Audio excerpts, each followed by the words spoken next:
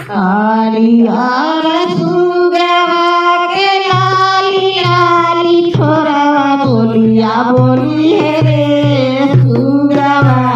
हर हर महादेव बोलिया बोलिए रे सुगवा हर हर महादेव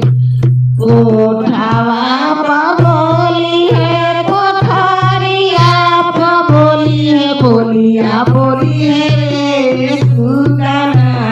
हर हर महादेव बोलिया बोलिए रे सुगवा हर हर महादेव देशवा में बोली है विदेशवा में बोलिए बोलिया बोलिए सुगवा हर हर महादेव बोलिया बोलिए रे सुगवा हर हर महादेव हरि हरि सुगना के लाली लाली छोरवा बोलिया बोलिए रे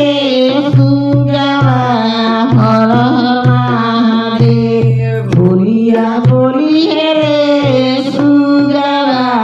हर हर महादेव नैहर में बोली है ससुरवा में बोली है बोलिया बोलिए रे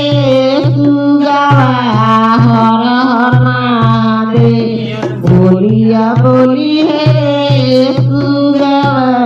हर हर महादेव मंदिर में बोली है चरा चरा में बोलिया बोलिया बोलिया रे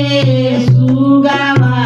हर हर महादेव बोलिया बोलिया रे सुगवा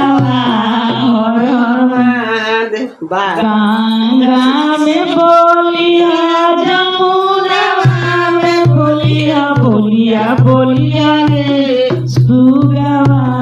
हर हर महादेव बोलिया बोलिया रे